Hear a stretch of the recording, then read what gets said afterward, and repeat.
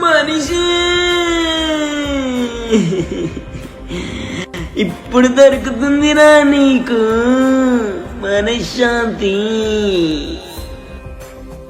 బతికినంత కాలం మనశ్శాంతి కోసం ఆరాటపడతావు, దానికోసం 3 దారులు ఎంచుకుంటావు: ఆకలి, ఆనందం, ప్రేమ.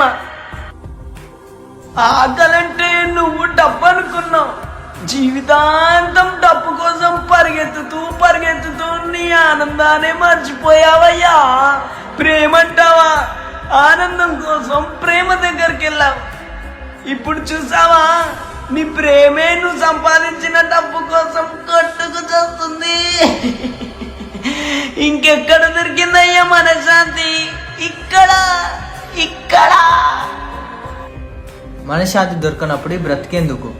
బతికితే దొరికినప్పుడు ఇంకా ఈ చావులెందుకయ్యా?